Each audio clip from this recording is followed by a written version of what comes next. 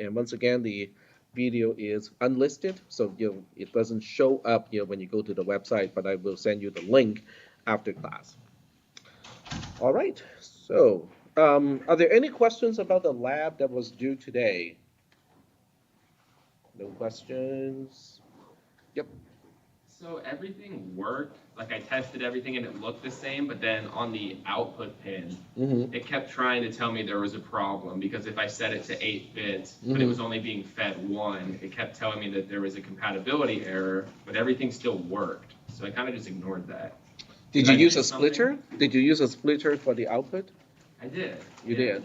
Okay. But it seemed like the splitter from the first one was splitting each wire into 1 bit because we were only using 0 and 1. So then it was waiting for 8 to go to the output. Did you flip it? Flip it around for the output pin? Yeah. I'll take a look. It's probably like a major problem. Everything still worked. Yeah, but I just ignored it. Okay. Well, okay. So let me just kind of describe what it means when everything still works. No, I'm not trying to pick on you. Okay. My roommate used to have when I went to Davis, one of my roommates has a really old Thunderbird, like Ford Thunderbird, the car, and it has if I remember correctly, it was not a V8, it was an inline 8 engine. But anyway, it's an 8-cylinder engine. And then one day, my other roommate and I go like, it sounds a little off. Okay, just a little off. Turned out it only had 6 of the 8 cylinders firing. 2 basically had misfire, but because there's so many cylinders, it didn't make too much of a difference. It just kept running. So that was just kind of interesting. All right, so I am going to continue from where we left off last time. And oh, okay, my mouse is on the wrong monitor. There we go. All right. So I just want to say one thing about eating and drinking in this classroom. There's no policy yet. The dean has not said anything.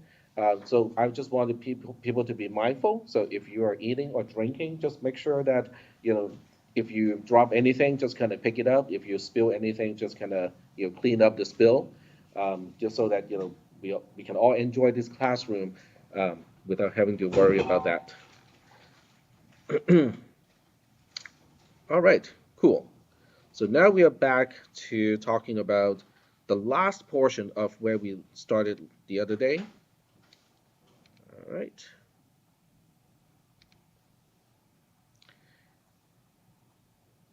And I think, we talked about what the NAND gate is already, how the behavior of the circuit that we built is really just implementing what we call NAND, N-A-N-D, which is negated and. All right, is that okay? I mean, is that kind of how you guys recall the end of the previous lecture? Okay, excellent. So now the question is, why do I have this section here, section 3.4, stating that NAND is all we need? Then what about all those other operators that you learned in CISP310? Well, they're for convenience, okay? Because how many people use NAND in a normal conversation in real life? We don't, right? Because it's just not one of those things that comes natural to us. From the perspective of building a computer from silicon, NAND is actually quite important because we can use NAND to implement all of the other logical operations that we are familiar with. Okay, so now we are taking a look at NOT. Oh, by the way, the NAND operator for some reason is usually represented by an up arrow.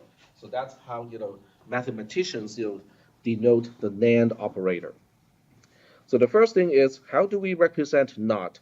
This is the mathematical symbol of logical negation, which is the same thing as the exclamation point. Okay, so let me just start up another. Well, actually, not to start, but I can. Yep, that one is. Oh, that one is not visible to you. This one is visible to you, I hope. Yep, it is, but it's not the right size. Let me resize it a little bit, and then I'll change the font size. There we go. Okay, now it looks better. And I'm just going to use an editor to show what I mean, what I want to show you. There we go. All right. So now we know what is NAND, right? So X NAND Y, oops, A-N-A-D, Y is really the same thing as the negation of X and Y. Okay, that was something that we talked about last time. So now the question is, how can we use the operator NAND to implement operators that we already know? In other words, what if I just want not X? So what is not X, but I just want to use NAND to express it? How do we do that? Any suggestions? I mean, it's in the notes, so if you're looking at the notes, you're staring at the answer already. But, any suggestions? X and There's no Y, it's just negation of X. But I want to use the NAND operator. X, NAND, X, right? Yep, X, NAND X is going to be the same thing as the negation of X. So let me spell that out, and before I do that, I kind of have to hide one of the window first. There we go. All right, so now we can say, okay, so is this the same thing as X, NAND X, which, once you expand it, is the negation of X and X. So I'm going to put a bunch of question marks here because we want to ponder and say, does it make sense to me? Is it obvious to me? Or if it is not obvious, can I prove it? What do you guys think? Well, first of all, does it intuitively make sense to you? And forget about the NAND part. Do you think the negation of X is the same thing as the negation of X and X? What is X and X? there's already one X, I don't know how you get two. Hmm? Where does the other X come from? X is just a Boolean value. So we want to see if you have a Boolean value X, the negation of X, is it really the same thing as the negation of X and X? So how do we look at this? There are several ways to look at this. The first one is to evaluate, okay, the following. So the first one is to ask this question: is X really the same thing as X and X? Is it an identity? What do you guys think? Yes, And how do you prove it? because if X was 0, then it would be true, and if X is 1, it would still be true. If X was 0, I mean, true or false, right? So if you have the Boolean value for X, no matter what it is, it's always going to be true. Or, I mean, it's going to be false if it's false, and it's going to be true if it's true. exactly. Okay, so the expression X and X is going to have exactly the same value as X itself. Now, this is the kind of proof that you can do in Boolean algebra, but you cannot do it in normal algebra. Why? If I just say that X is an integer, what possible values can X take on? A whole bunch, right? Well, it depends on whether you're talking about it in a programming context, because in a programming context, an integer has a fixed width, a fixed number of bits, and as a result, it is a limited range. There are only so many integers you can represent, which we are going to get into later on. However, in general, in a math class, when you ask, okay, so how many values can an integer take on? Your professor is going to say, well, there's no limit, right? Because if you claim that this number, really, really big number, is the largest integer, then I will ask, what about this number plus 1? You go, right? So, but in this case, Boolean is nice, because how many values do we have when we are talking about the Boolean type? There are only 2 values, true or false, or we can say 1 or 0, right? So now we can use this technique called a truth table. You guys are already, exposed to the concept of truth table. So I'm just making a really crude, truth table here. X is our independent variable, which means its value does not depend on anything else. But even so, X can only be, as we said, false or true, okay? So we can say now X can be false, but X also can be true. If X is false, what is X and x. What is 0 and 0? 0. It's going to be 0. Very good. And if x was true, then what is true and true? True. True. Very good. Oh, wow. Look at this. The two columns are identical. So that means even though x and x is cumbersome, it's totally unnecessary and whatnot, it really is the same as just x. Are we good so far? All right. So if we can establish that x versus x and x are really expressing the same value, then the negation of x should be the same as the negation of x and x. Is that right? Yes.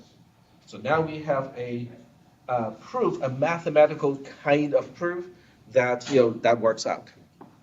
But the other thing you can also do if you don't want to use this intermediate step, the other one is to go straight to not x and then the not of x and x.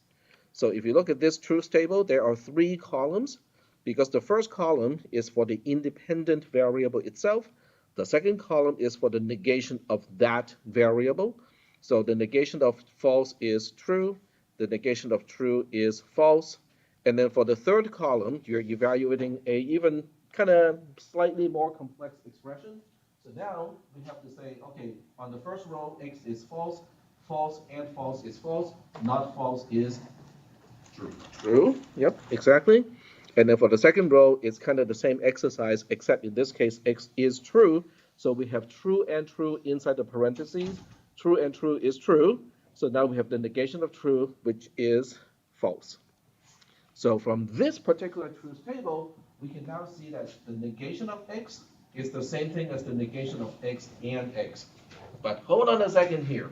There's an easier way to say the negation of x and x being Nand. NAND. Very good. So the NAND operator is doing the same thing as this. So NAND is really just a easier way to refer to the negation of an AND, but that's all it is. It's just a shorthand. Are we doing okay so far with this? Okay. So negation is easy. So the next thing we want to do is conjunction itself. Okay. In other words, we look at x, y because in the conjunction there are 2 sides to that operator, and the 2 sides do not necessarily have to be the same. So we have 2 independent variables in this case. X is one, y is the other one. So when you have 2 independent variables, then x can be false. It can also be true. But while x is false, y can be also false, but y can be true. When x is true, y can be false, y can also be true. So now we have 4 rows. In other words, there are 4 possible cases for us to consider when there are 2 independent variables. Once again, this is a trick that you can do only in Boolean algebra, but not in normal algebra. Because in Boolean algebra, a value can only be true or false. So you can exhaustively test every single case. All right, so now we want to look at the usual AND. So now we have 1 column for x and y, and I'm going to use the C++ notation like that, right? And I hope we are all familiar with conjunction already at this point. I mean, by the way, and or logical and is also called conjunction. Okay, that's just the fancy name of and. So this is false, this is false, this is false, and this one is true. Okay, so working out this particular column of x and y should depend only on knowledge that you have already learned from CISP360 or even 300. Okay, because conjunction as a logical operator should have been introduced in CISP300, but should be reinforced in CISP360. All right, so now we are going to move on to, okay, so now that we know, this is the target, okay, this is what we want to express. But what if we just want to use NAND to express x and y? Okay, so there are tricks to do this, right?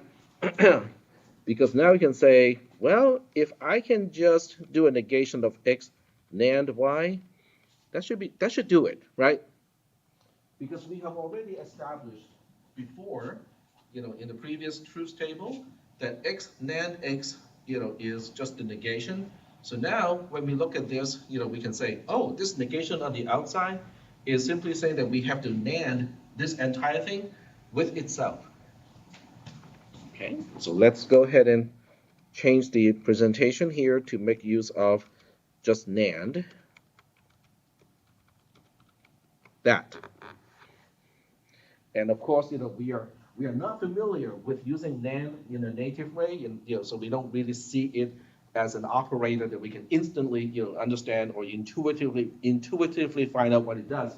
So now we expand it, okay, to operators that we are actually familiar with, and that's going to look really ugly because this whole thing is really the same thing as okay, so the way I do this is I just type out the construct first, and then I go back in to fill the content. So this is the outer NAND, which is what we see as the middle NAND here. This is the construct corresponding to the last NAND operator. So now go back in and backfill what is inside. So what is inside on the left-hand side of the outer NAND is another NAND. So that means here we have another construct like this, except this is x NAND y, so I can just type x y over here. And then on the other side, we have the same thing because we also have x NAND y over here. So once again, I type the construct first, or the structure of what I need, and then go back and fill in the details. So we also have x, y over here. So once again, this is what I propose is going to do. It's going to give us the same result as x and y, but since we are not natively, understanding what NAND is, I'm expanding NAND back to the negation of an AND, the negation of an AND, the negation of an AND. So are we doing okay so far in terms of, how to establish the equivalency between the use of the NAND operator versus operators that we are familiar with? All right, so now the only thing left to do is to evaluate, okay? Because now we have to really check out to see whether for each row, this really kind of unnecessarily long and complex expression, does it give us the same value as just regular x and y? That's the last thing we need to do. All right, cool. So we have x and y, and we already have x and y here. It's a 0, right? So now we have 0 and 0, which is a 0. And then we have not 0. Wait, hold on a second. It doesn't seem to make sense.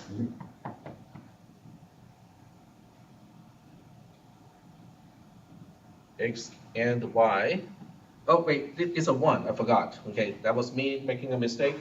Okay, x and y is a 0, but we negate it first. So negation of a 0 is a 1. Negation of a 0 is a 1, so we have 1 and 1. That's inside the outermost parentheses. But we're negating that too, so negation of 1 is a 0. So we got the same thing as this 0 here. What if x is 0, y is 1? Well, plug it in. We already know what is x and y. It is just 0, right? So we plug that 0 into here and negate it. So this whole thing becomes a 1. We plug it in, same thing over here. This whole thing is a 1. So now we have 1 and 1, which is a 1. But we have an outermost negation to negate that 1, and we get 0 back. All right? So that accounts for 2 zeros. So let me just put in, I'm just going to put in the 2 zeros for now. So we have a 0 here, and then we have a 0 here. The third row is more or less easy, it's intuitive, because the way I use xy is commutative. Okay, because conjunction or and itself, just like multiplication, is commutative, which means if you exchange the order of the operands, it doesn't change the result of the operation. So that means this is going to get another 0 down here. All right. And the last row is the only one that goes like, oh, we should be expecting something other than a 0, right? So now we look up what is x and y. It's a 1. So now we have a 1 for this portion and a 1 for this portion. The negation of 1 is a 0. The negation of 1 is a 0. So now we have this entire thing being a 0, this entire thing being a 0. 0 and 0 is a 0, but we're negating that. So now we have a 1. All right, so I'm going to put that one in. So obviously the video recording is not going to show me, pointing to stuff because, that's not, being captured. But you can kind of jot down, notes, how, the nesting goes and whatnot. But the bottom line is now we look at the third column, which is just x and y, and then we look at the last column, the fourth column, which is this kind of, unnecessarily long expression, but it gave us exactly the same values as the third column. That is enough to prove that two expressions in Boolean algebra are equivalent.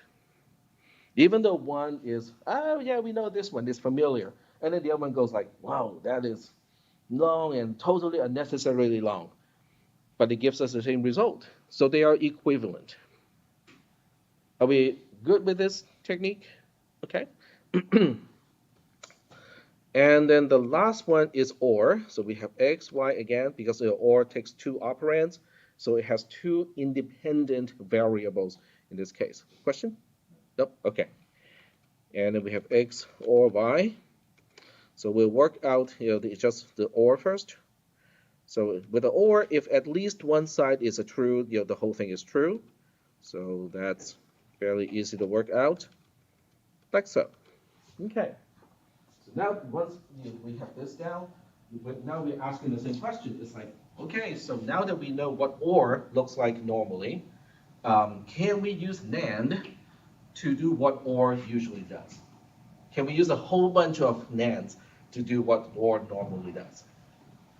That becomes the new question. So the answer is yes. Okay, you can do it that way, but the way we derive this one is a little bit more complicated. You kind of have to, if you want to do the derivation yourself, you have to look at De Morgan's law, which is one of the Boolean algebra concepts that should be taught in CISP 440 these days, because they moved the content around between 310 and 440 a little bit, and that got moved into 440. And then the floating point number representation got moved into 310 from 440. And that's partially, the main difference between the campuses is some campuses did not make that change. So they did not get articulated with some of the four-year universities. All right, so I'm going to propose, okay, this is just me saying, okay, let's just, take this, and it's going to be x NAND x NAND y NAND y. Okay, let me just double check and see whether that makes sense or not. Yes, it does make sense. Okay. So don't ask me how I derived this, but I'm just proposing that this thing here is really the same thing as a regular OR. It is just unnecessarily long and complex. All right? So how do we check that? TAC, you can make all the claims in the world, but I need to know, I need you to show me the proof, okay? I'm not sure about your other classes, but in my class, if you have the attitude of, TAC, I don't trust you, just because, you have ADHD and you make mistakes all the time, that's perfectly fine, okay? I think, it's actually a very good mentality to question what you're reading and what you're hearing from your professor and try to use your own resources to verify one way or another, okay? Because that's like built-in exercises to, taking a class or reading a book. You don't need a special section that says, these are the exercises, okay? Do these exercises. But as you read through stuff, if somebody says, obviously, this is the result of what we have just discussed, you go like, no, it is not obvious. Let me see if I can prove it based on what I have read and learned up to this point. So you have just given yourself an assignment, an exercise that will help you to get a deeper understanding of the material. Okay? All right? I think it's applicable to many other classes, but in my classes, it is definitely applicable. All right. So now we look at x NAND x and go like, oh, right. So that is x NAND x because it's the negation of x and x. And then we have the other one, which is the negation y NAND y. And then these two values are NANDed as well. So now we have an overall negation and an overall AND or conjunction like that. So this is the expanded view of the other expression that makes use of the NAND operator. Are we still doing okay so far? All right. So now we have to work it out. So once again, when I walk over to the whiteboard, I mean the projection screen, you can't really, I cannot capture my hand movement and which part of the screen I'm looking at, but you guys can somehow capture that. All right, so right here we have x being false, y being false, okay? So now we have false and false, x and x is false and false. The negation of that is true. Y is true, excuse me, y is false to begin with as well. So we have false and false, not false is also true. So now we have true and true inside the outermost negation. True and true is False. Oh, true. True, but the negation of that is false. Very good. So that means the entire expression evaluates to false. And the next row is going to be symmetric to the row after that, so we just have to work out one of those two. So for this row, x has a value of 0, y has a value of 1. 0 and 0 is 0. Not 0 is 1. So this whole thing is 1. This one is true this time. True and true is true. Not true is false. So now we have true and false, which is false. So this whole thing inside the outermost parentheses is false. Not false is True. True. All right. So we end up with a true. And as I said, because x and y are commutative, so they are symmetric, so this one is also going to be true. So the last row is starting with x being true, y being true. So if we are to work this out, I mean, it has the same structure as this one in this very specific case, because x and y are exactly the same, okay? But I'm going to work this out anyway. So x is true, which means true and true is true, not true is false.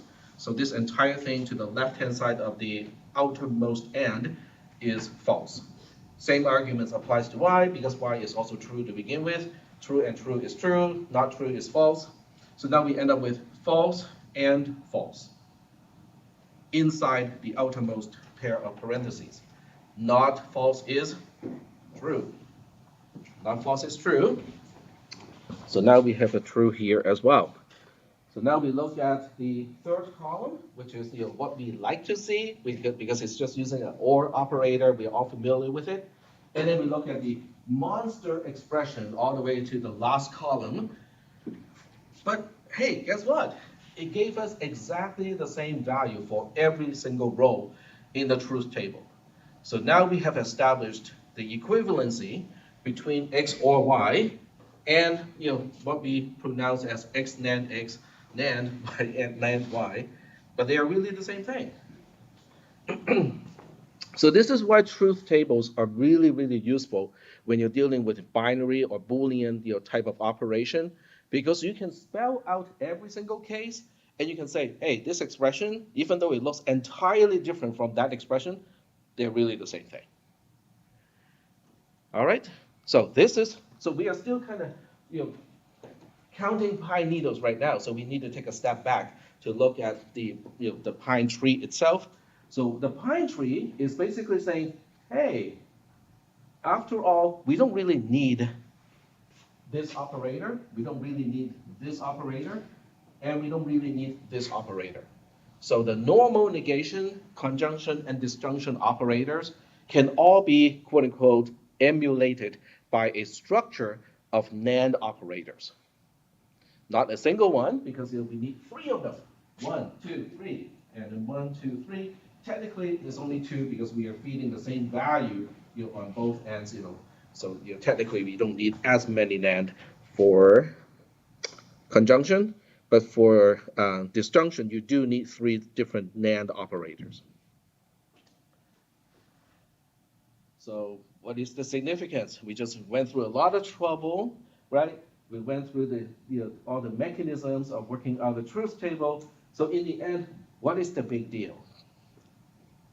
What do you think is the big deal, relative to what we learned last time? Yes. It's because when we were working with the circuits, we were able to get, either like the circuit that we had built in the lab, it had NAND. It was exactly the output. So then we can, in circuitry, express all the other ones. Exactly. So that is the significance of this entire discussion. I mean, I'm not saying the detail is not important. It is important in many ways.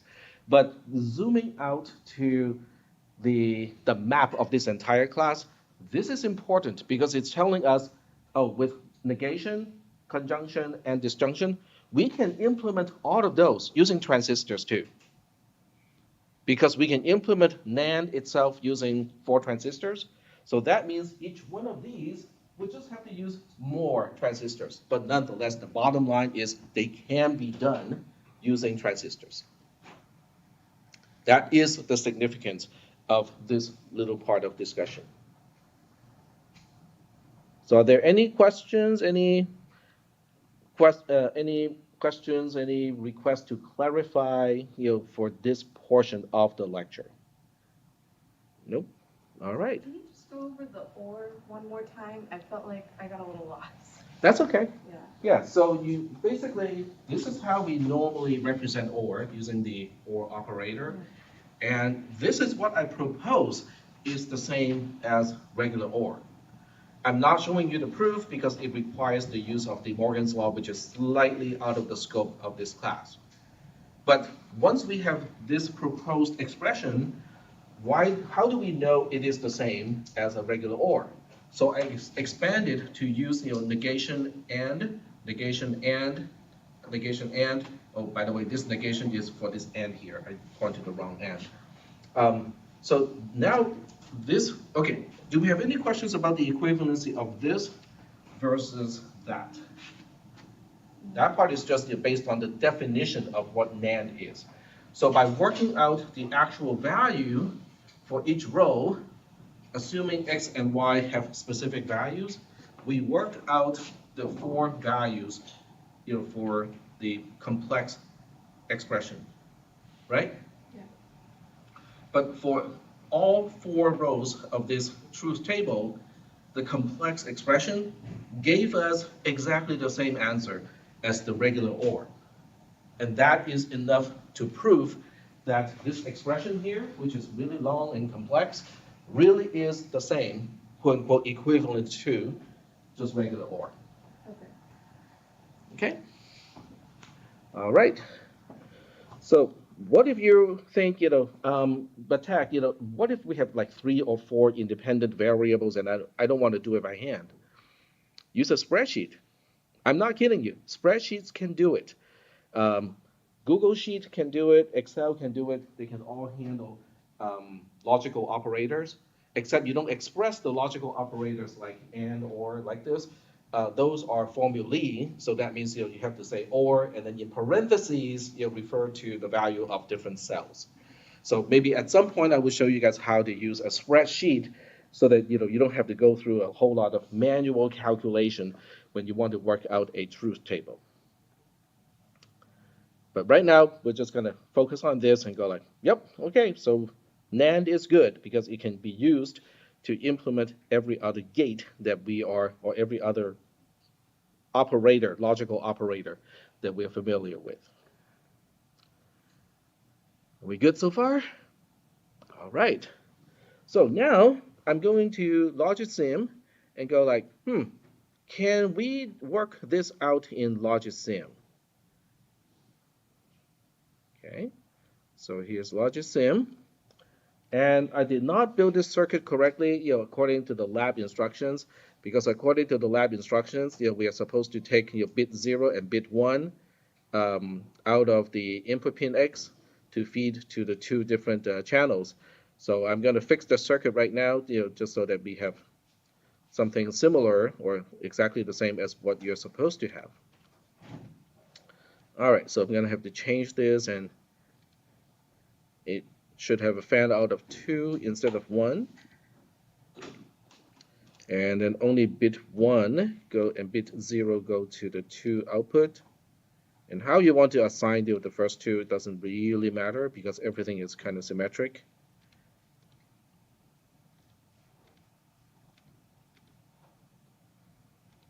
And go, and we just need one more connection from here to here. There we go. Oh, that's not good. Okay, what just happened? Okay, so this is a quick quiz of why is it not working?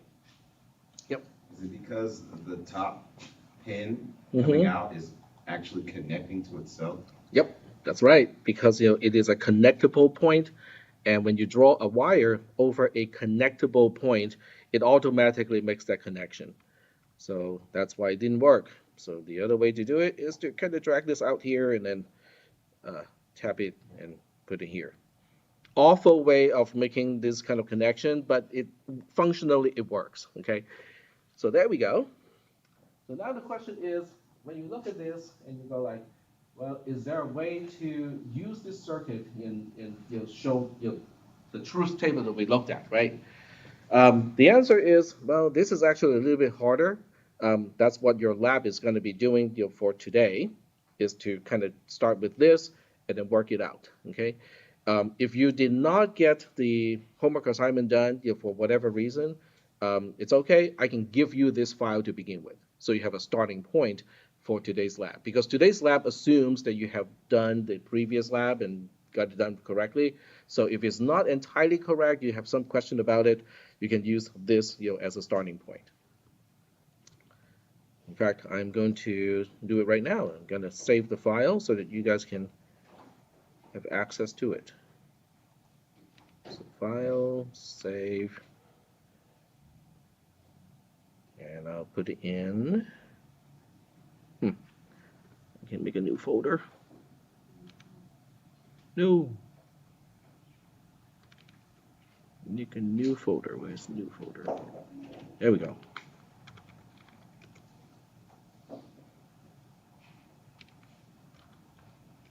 All right, there we go.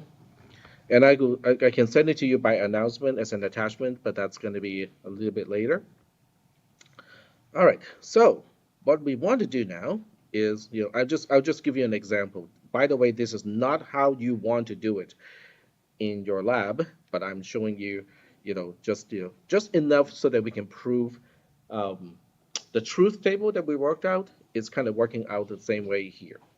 So we'll say, check or. There we go. So this creates a new circuit. And in this circuit, I can go to gates, and I can directly use a NAND gate. So when you use a NAND gate or just about any gate, it looks really ugly because it has more input than you really need.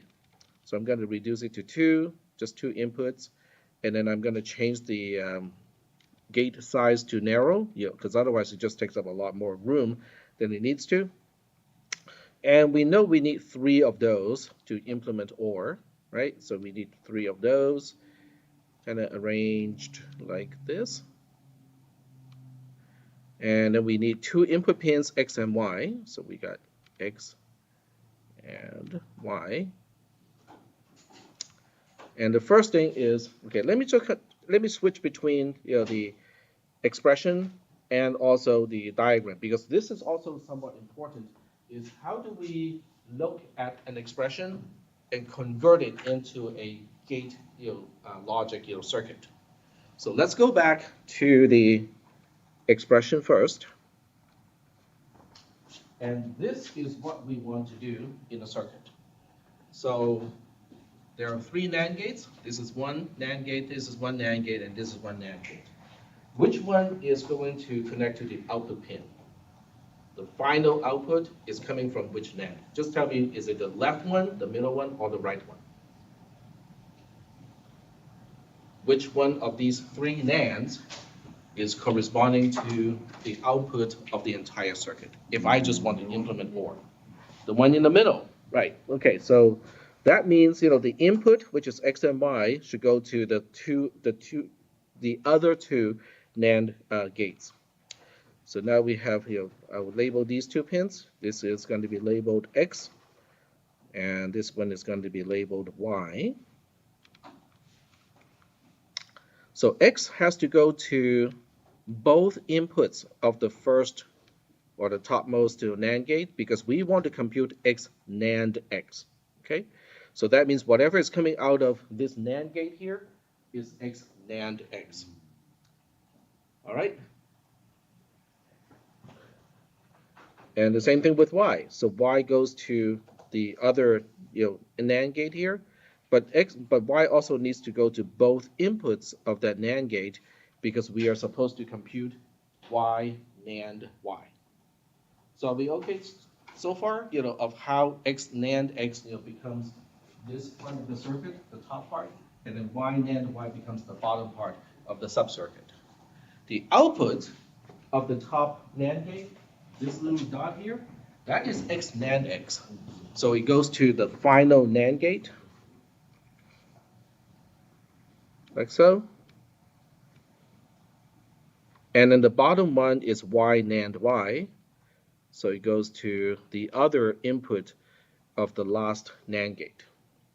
Whatever is coming out of here, I'm going to connect it to an output pin. And I'm going to say, this output pin here is representing X or Y.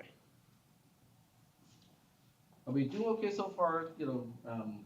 Just kind of correlating the circuit diagram with the expression.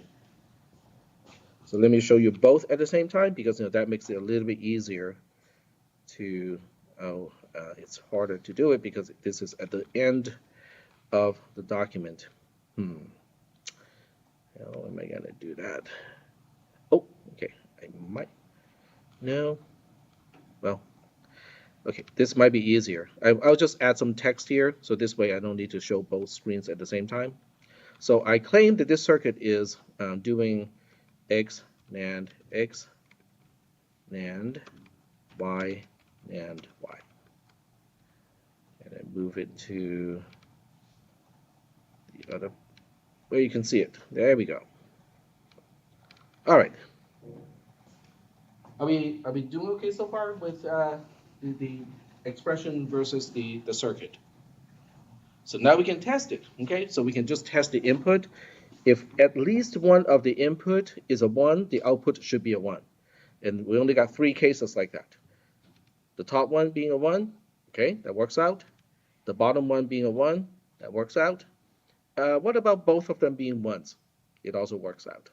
If both of them are 0s, the output is a 0. That's what you expect from an OR. So now we can say, oh, okay, now we have just kind of shown that this circuit is really the same thing as a regular OR, which has its own little symbol here as a gate. All right. So now, at your spare time, okay, you can now say, okay, but I want to do the same thing, but with AND. Okay, see if you can do that. Or I want to do the same thing, except it's for not, for negation.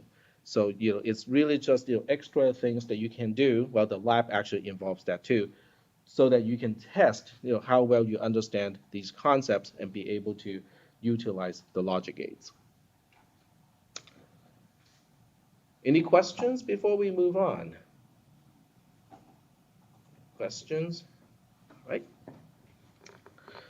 So as we introduce new topics, because we are transitioning to a new topic now, and the time is 11:15. So just kind of note the time because that may be helpful if you need to locate the discussion.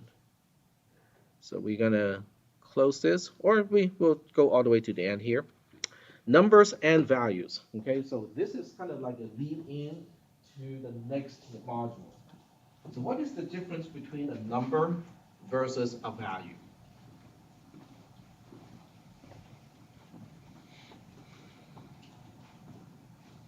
Okay, so how many fingers am I, is sticking out? You would say 5, but the value is abstract, okay? The value is something that you can perceive when you look at my hand. When you verbalize and say 5, which is the English word representing that value, that is a number. So a number is basically a name for a quantity. The quantity itself is abstract. It has no name.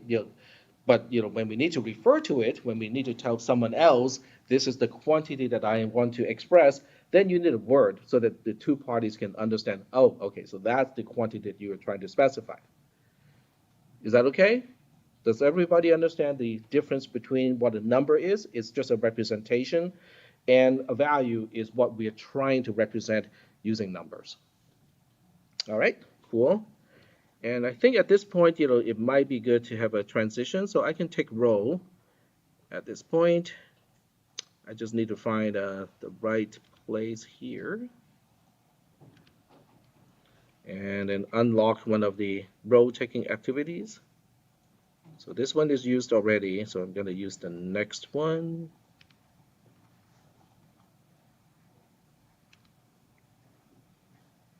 Does everybody have access to a mobile device that can sign into Canvas? Okay, all right. Just want to make sure. 082, what, today is 4 to the 24th. And I need to change the question. Maybe, maybe not. All right, so the word, let's change it to something else. I think Nand is a good one. Update questions, and then I'll give you guys half an hour. Okay, that should be plenty of time. So half an hour, that would put it to 11:45, right? So that should be fine. 11:45, save and publish. There we go. So I'm going to give you guys some time right now to kind of just enter the word NAND, N-A-N-D, or lowercase, and then we'll proceed. So I'm going to use this opportunity to move on to the next module. You guys can go ahead and participate the role taking activity.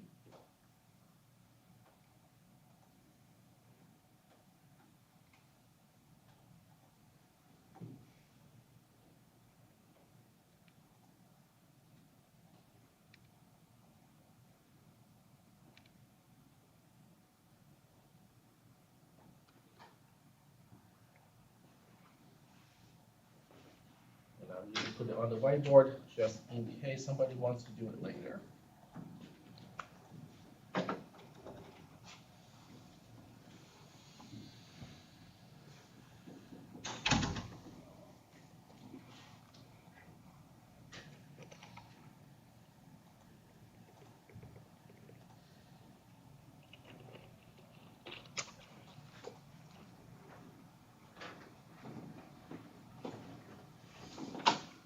All right, are we all good with the role taking activity?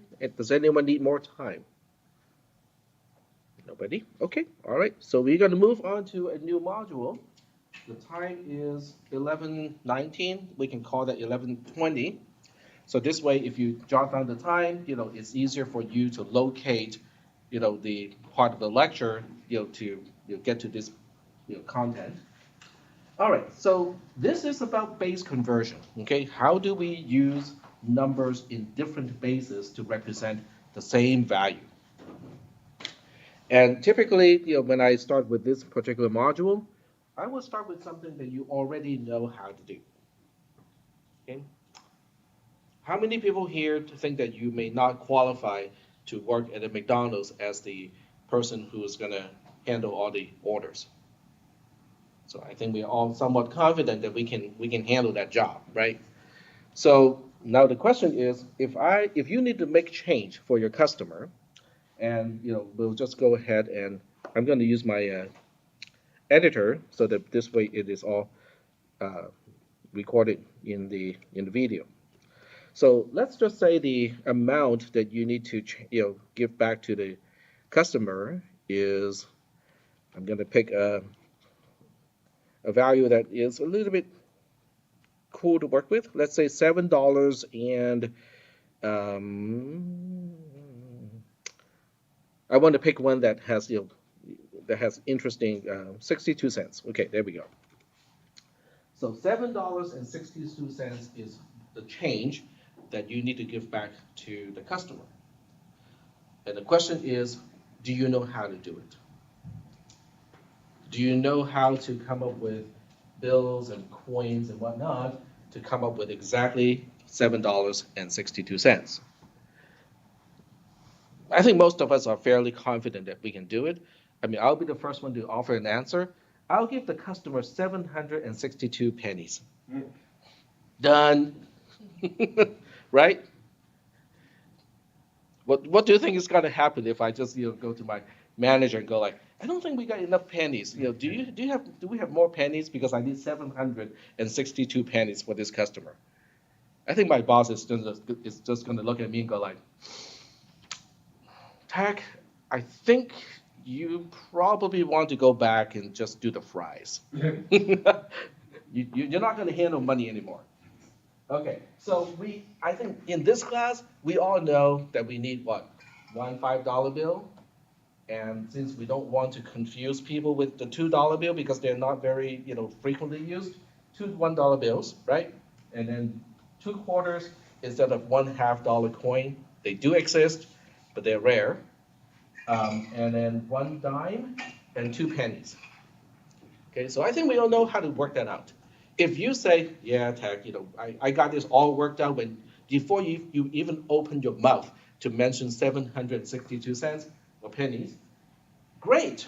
Then you already know about base conversion. Really, okay? So tell me how you figure that out.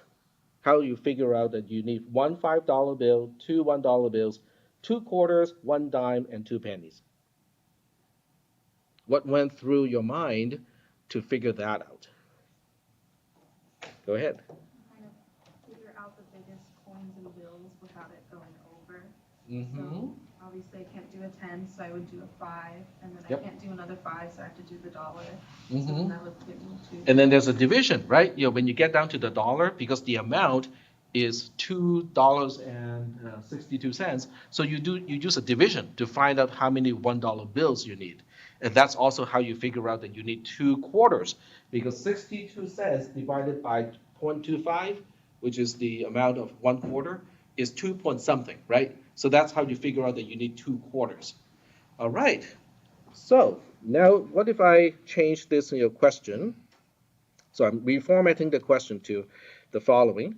So what if the change is $7.62.5? Okay. Yes, I know that doesn't exist in normal calculation, but I'm gonna throw that in here just because this makes it work for my next example. You look at this and go like, okay, what about this? But this time we're not going to use the U.S. currency system. We're going to use tax currency system. In fact, if I were a politician, this would be my platform. Change everything to base 2.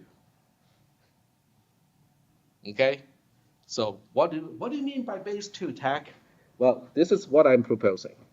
So the denominations, okay, the coins and the bills and whatnot, we are going to have dollar bills just like normal, but then we have $2 bills.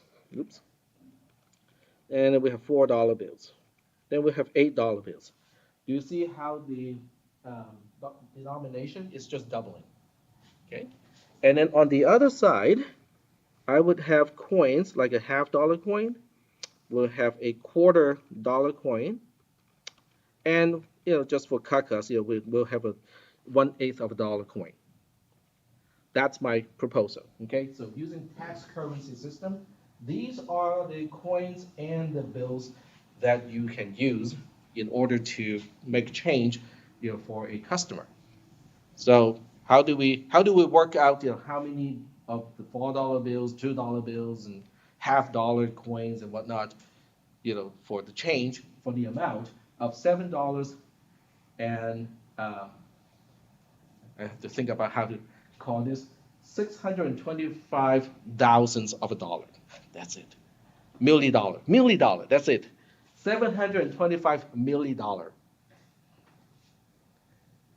ahead. It's just the same process as if you're doing it in base 10, but you're doing it in base 2 now. Well, the other one is not even base 10 because the denomination, it's in order for someone to come into the United States not knowing anything about the currency and learn about all the different coins and bills, that is an exercise to begin with. Because you have a penny, the next one up is a nickel. It's a times 5, right? And then the next one up is a dime. It's a times 2. And then the next one up is what? A quarter. It's not even a whole number. It is 0.2. It's 2.5 as a multiplier. And then what do you get? 50 cents. You get $1, right? From a quarter, you get $1. It is a 4, right? We are not even seeing a repeating pattern yet in terms of the multiplier. From a $1, you get to 5. You go like, oh, okay, so now we are starting to do a cycle. No. You see a 10, which is good, like, okay, 5 followed by a 2, and then you expect the next one to be 2.5. No. The next one up is what? 2 again, and then the next one up is 2.5. And then the next one up is 2, because from a $50 you get to a $100, and then 2 again, and then 2.5 again. It's irregular. There's no pattern to it. This is do you think this has a pattern? Do you think this will only take like 5 seconds to explain to someone else? Everything is either multiplied by 2 of $1, or it's divided by 2 is division by 2.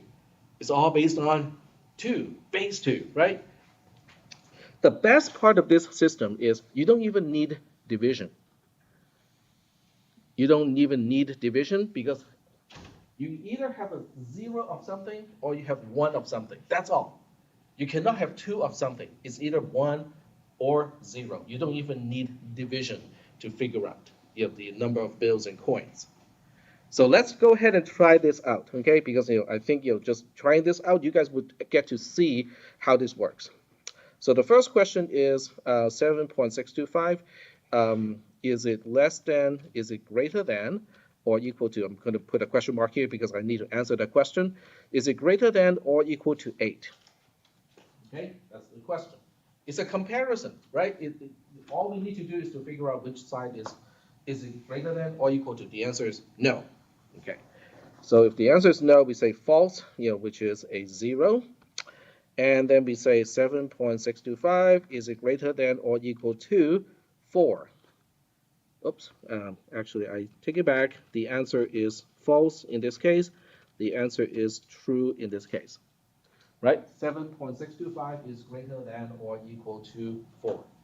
Okay, fine, we'll have one of those $4 bills. So now you have to remember to subtract 4 from the amount for the remaining amount that you have to make change for. So now we subtract 4, we got 3.625. But then the next denomination is what? After the 4, which dollar bill am I going to look into? The 2, right? So we just compare it to 2. And we say, yep, 3.625 is greater than or equal to 2. So we subtract 2 because now we have the $2 bill to take care of the 2 out of the $3.625 million. So we have 1.625 left. The next one up is a unit, which is just 1, and the answer is yes as well. And then the next one up is 0.625. And is it greater than or equal to 0.5? The answer is yes again. And then we go to 0.125 because 0.625 minus 0.5 is 0.125. Okay, so now we look at this and ask, do we have any quarters? The answer is no. And then we ask, do we have any eighths of a dollar? The answer is yes again. So do you see how I don't need division at all? All I need is just comparison. And as a result of that, You either have none or just one of anything. Are we good so far? Yep. It looks like 8-bit chip, like you know how the 8 bits represent, you know how. In a way it is. In a way it is. Okay, so if you want to look at these zeros and ones as a binary number, you can. Now there are two ways to look at this. Okay, so I will present the two ways to look at this because we have a division here because whatever is on top are representing 2 to the power of 0 or more. Okay, because 1 is 2 to the power of 0, 2 is 2 to the power of 1, 4 is 2 to the power of 2, 8 is 2 to the power of 3, and so on. And then on the other side, we have the negative powers of 2. Because 1/2 is 2 to the power of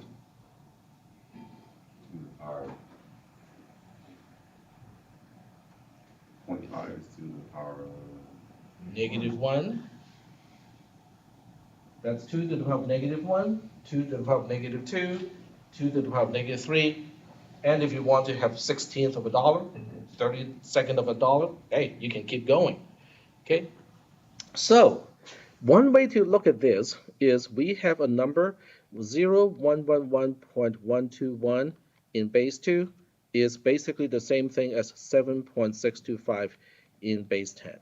Now, typically, when a number is in base 10, I do not emphasize that it is in base 10 by using the base, in parentheses right after. Or if you want fancy stuff, you can also use a subscript to indicate the base of a number. Okay, but I want to include base 10 here just to emphasize that we have a number in base 2 representing the same value as another number in base 10. Are we good? But you can also look at this in a slightly different way. You can look at this as 0, 1, 1, 1, 1, 0, 1, but now it becomes, this is the unit. This is the number of core 1/8 of a dollar. So basically you're shifting, and instead of counting and representing everything using a dollar as your basic unit, now you are using 1/8 of a dollar as your basic unit. And then you have this many eighths of a dollar to make up for the same amount that we specify as 7.625 in base 10. It's the same thing as my original approach of making that change of $7.62 of using 762 pennies. So instead of saying, we have 7.62 of a dollar, I can represent the same quantity by shifting the unit to pennies and counting the number of pennies that I need to make up for the same value. So we're going to get to this part when we get to floating point number representation. If you took CISP310 from a sister college, you might have learned that already because the discussion of floating point numbers used to be a topic in CISP310, but now it is a part of this class. Are we still doing okay so far, or do you guys need more explanation or clarifications? Questions? We good? Okay. So now the next question is, well, besides base 10, which is the only reason why we have base 10 is why? It's easy. No. It's actually hard. It's actually much harder than base 2.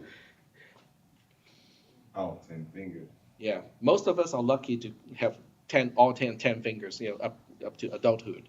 Yeah. But that's the only reason. That is the only reason why we have base 10. There's no other reason why we use base 10 at all. But base 2 makes a lot of sense when you're working with computers. Because remember, when we look at logic gate, the input is either 0 or 1 for each input. The output is either 0 or 1. Base 2. Okay? So the next question is, what about those other bases? Are there other bases, other things we can use as a base? The answer is, yeah. If you guys want something, okay, if you want something that is computer related, base 8, octal number, used to be a thing, okay? In the good old days, octal numbers were actually used quite a bit. But these days we don't. These days we use hexadecimal numbers. What do you think hexadecimal is representing? I mean, octal is base 8, so hexadecimal is 16. Very good. Because hexa is the 6, deci is the 10. So hexadeci is basically base 16. So the reason why we shift from base 8, which is 2 to the power of 3, to base 16, which is 2 to the power of 4, is because one byte has how many bits? Oh, Yep, yeah. you're correct. Okay, one byte has 8 bits. So that means if you use hexadecimal numbers, you only need 2 hexadecimal digits to represent one byte. But if you use octal, it's kind of odd because you can use 2 for the first 6 bits or the least significant 6 bits, and then the remaining 2 bits will need another octal number, but you're not using the full range of the most significant octal digit. So that's partially why we shift from base 8 to base 16 is the boundary doesn't work out that well. Has anyone heard of base 64? I mean, if you're in networking, in terms of protocols and whatnot, base 64 is used in order to transmit binary content through HTTP. Because HTTP, like most protocols in networking, is inherently an ASCII type of protocol. It can only transmit text, which means all the things that you transmit can be typed on the keyboard. But that makes it very inefficient to transmit anything in binary. So if you have a PNG or if you have a GIF file that you want to transmit, it's very inefficient. Like, how do we transmit your binary data? So they just use what we call base 64. So you convert, all the binary digits into base 64, and then you transmit all that stuff over, and then it gets converted back into a binary representation again. All right, so let me just take a look at the time. We got 10 minutes left. Let's work on something that is totally like, why do we do this? Base 7. Well, the first question is, can we use base 7? The answer is, yeah, we can use base 7. So now the second question is, how do we use it? Okay, so I'm going to give you a random base 10 number, and we'll try to convert it into base 7. So let's say we want to convert 1,000 in base 10, and we want to figure out what does it look like as a base 7 number? How do we work this out? Same thing, okay? So instead of 1, 2, 4, 8, 6, $16, $32, now what do we have? 1, 7, and then what is the next one up? 14. No. 49.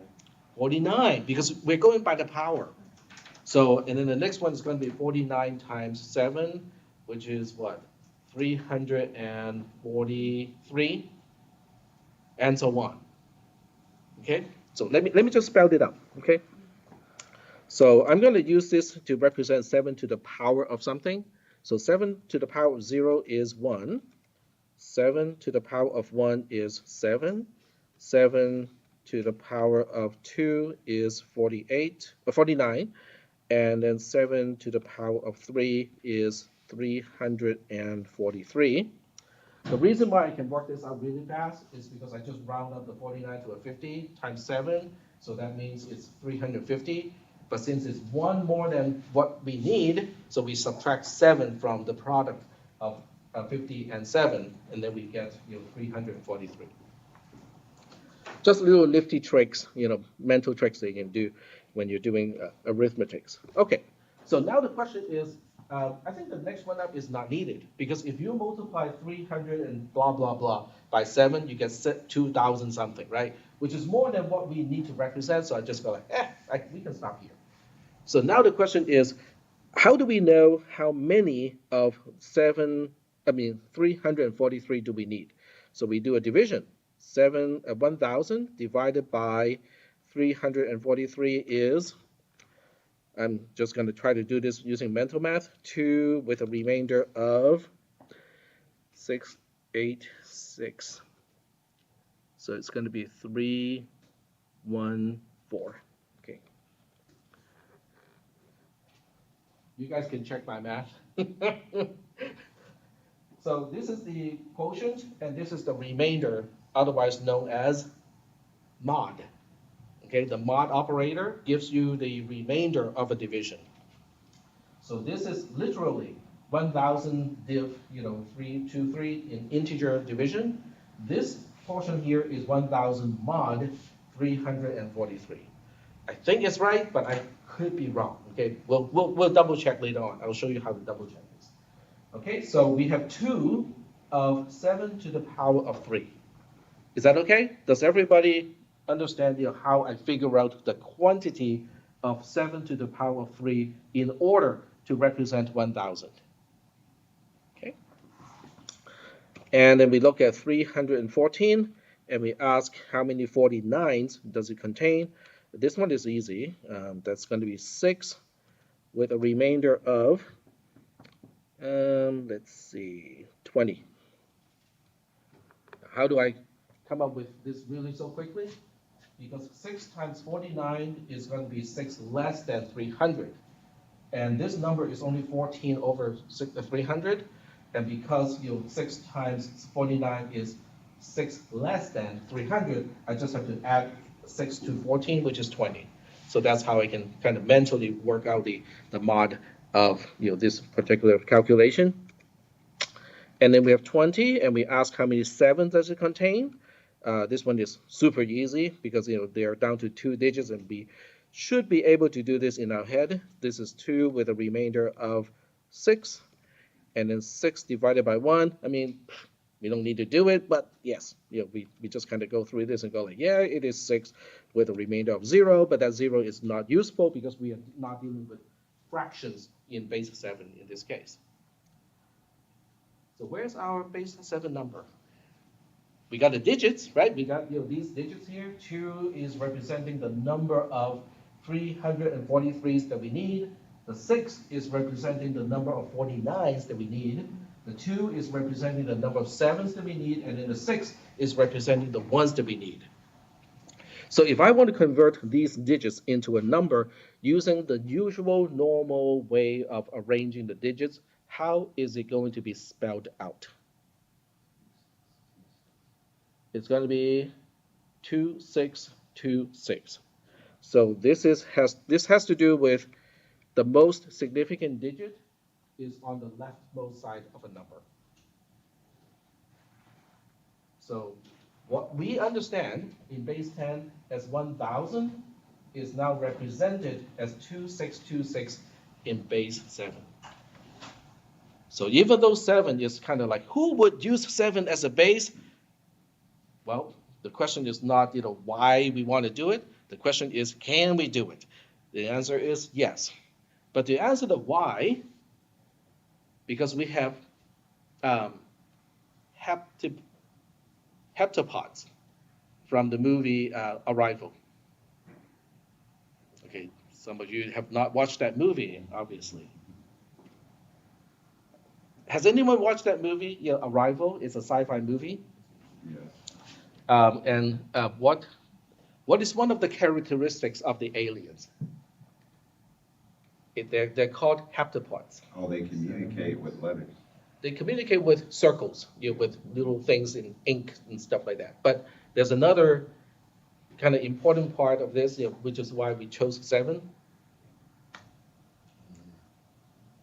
They have 7 legs, exactly. That's why they're called heptapods. Because hep, H-E-P, is 7. H-E-X is 6. O-C-T is 8. I don't know what is 9. D-E-C is 10. So, are we feeling a little bit kind of comfortable with base conversion at this point? Or, because remember how we started with this entire discussion of base conversion. We started off as, this is the amount that you have to give back to your customer. And then you have to use pennies, nickels, dimes, quarters, dollar bills, $5 bills, $10 bills. And you guys work that out quickly without a sweat. This actually is easier because the multiplier is constant between the bills. Does that make sense? Because I want to relate what we need to do here, which is kind of like, oh, this is all mathematical, to something that you can do already, that you can do without even thinking much about it. But this is actually in some way much easier because the multiplier is constant. In base 2, it's a constant multiplication of 2. In base 7, which is really like, who would use 7? But it doesn't make it any harder because it just means the multiplier is 7. As opposed to 5 followed by a 2, followed by a 2.5, followed by a 4, and then another 5, another 2, another 2, another 2.5, and then a 5, and so on. That is much harder because you need to memorize all of those multipliers. This does not. Are you guys now convinced that you get the idea of base conversion? May not be the most efficient way to do it, but this is the general idea of base conversion. But the most important part is, given a specific value, it can be represented in many different numbers. Depending on what base you're choosing, hey, it just looks different. But they can all be representing the same value. We good so far? Okay. So looking at the time, we got 3 more minutes. So let me see if there are any questions about this portion of base conversion.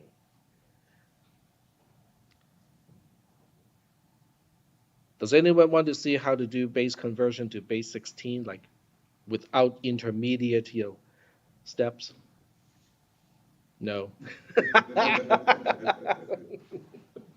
Well, base 16 is actually used a lot.